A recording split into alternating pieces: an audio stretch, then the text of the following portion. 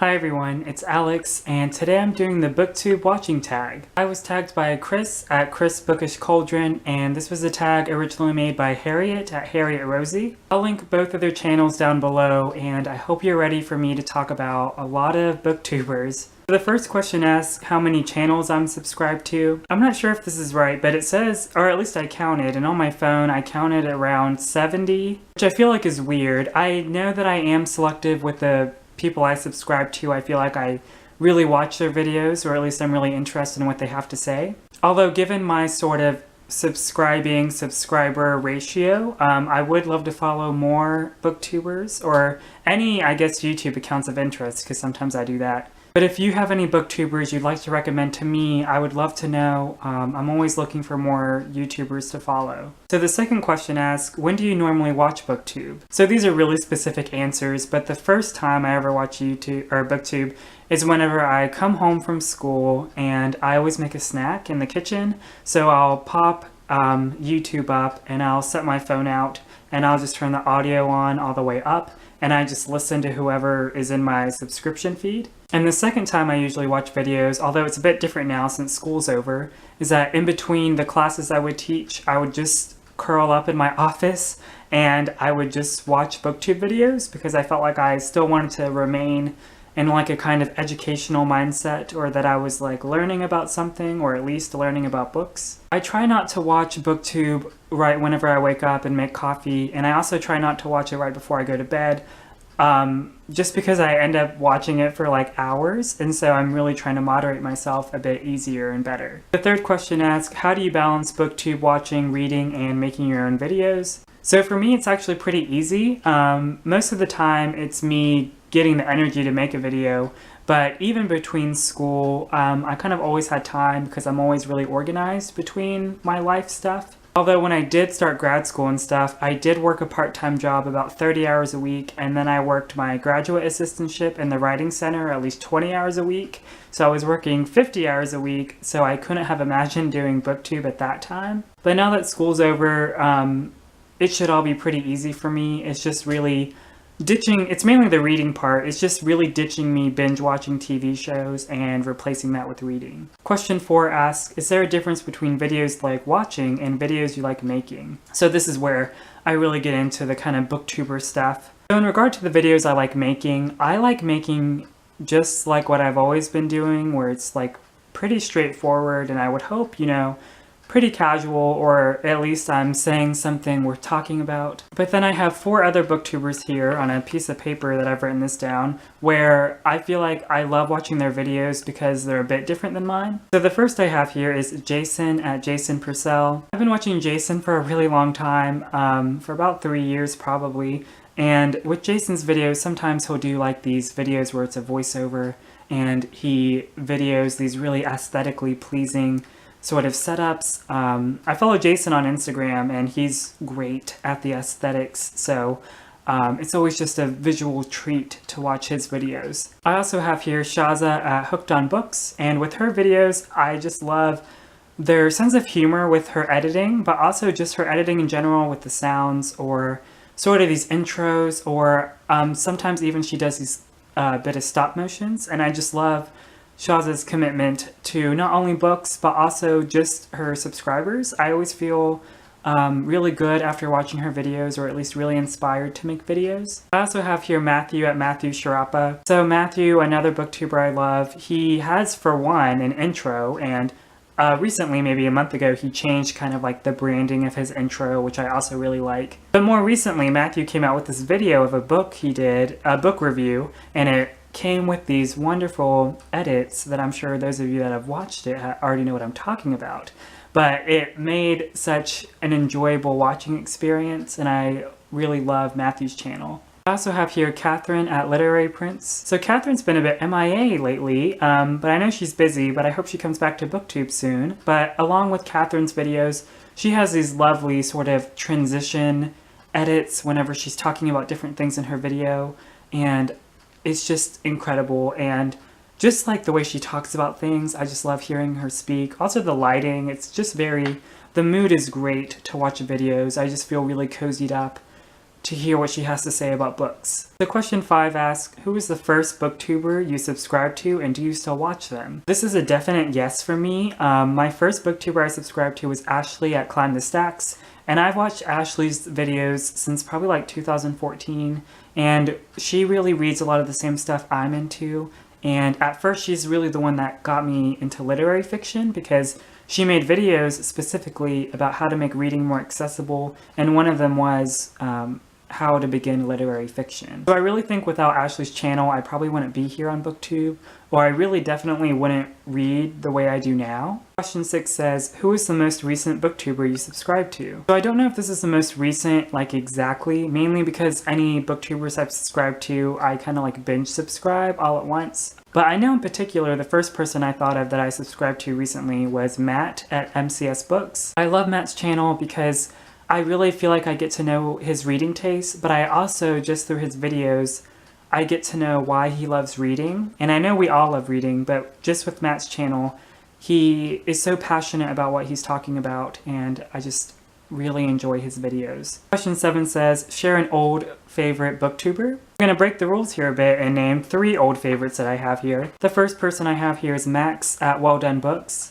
So in the similar vein of Ashley at Climb the Stacks, I would watch Max's channel kind of at that same timeline around 2015 or so. I know Max is more involved now on kind of like Bookstagram or Instagram, so he doesn't really make videos on YouTube anymore. But his channel was always a treat. I really liked what he's had to say about books.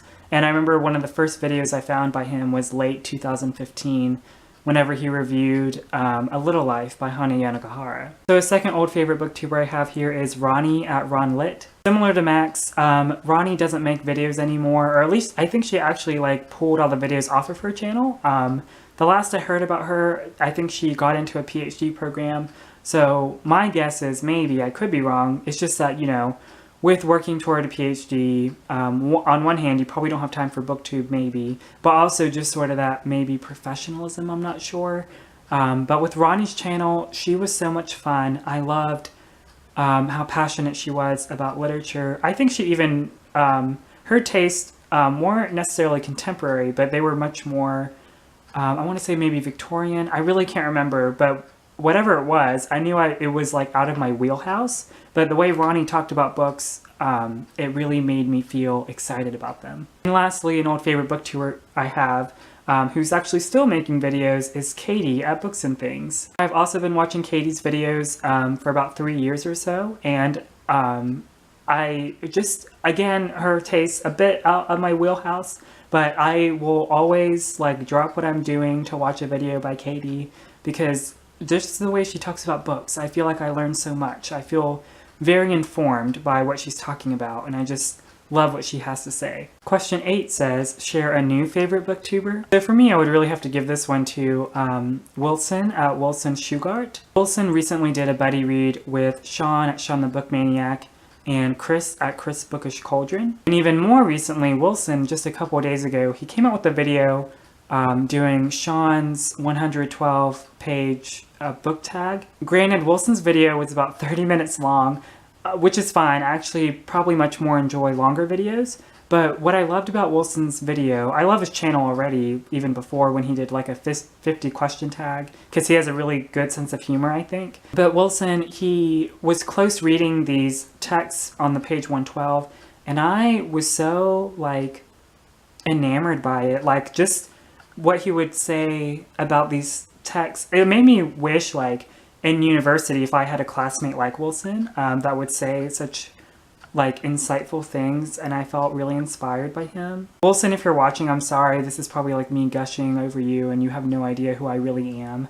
I hope this doesn't deter you, but I'm excited to see what more videos you make in the future. Question 9 says, what is one of your booktube pet peeves? So this doesn't really apply anymore, I think, but I know years ago, whenever I was just a booktube watcher, that it was a big conversation about how to diversify booktube, or how to like read more widely. And I think that's great. I think on booktube, we're all doing a lot better about that. At least the people I follow, I feel like we all do a great job at really widening our taste and who we're reading from and why.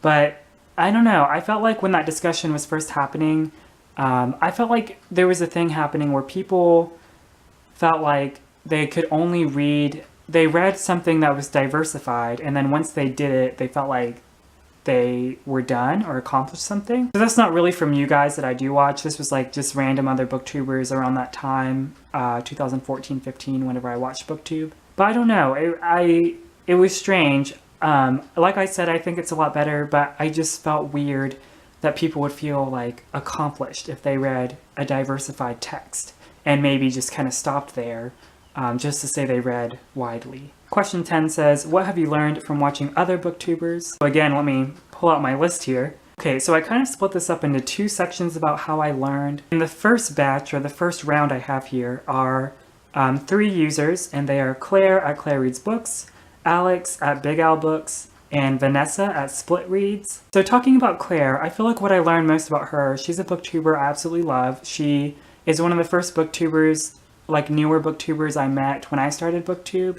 And Claire and I think we really hit it off when it comes to like our same tastes in books. So I always go to Claire's channel to find out a new book that I would likely trust her judgment on and I would probably read myself. And then we have people like Alex at Big Al Books, who also I go to her channel for book recommendations, and her stuff is a bit more outside my wheelhouse, but I think it's stuff I would really like. I especially love recently her iteration of the classics and contemporaries pair tag. I'm really excited to dive into those that she listed because I think they're all really good comparisons and good texts. And lastly, we have Vanessa at Split Reads, and Vanessa does a great job at highlighting nonfiction texts that I definitely wouldn't have known about and that I'm excited to read now.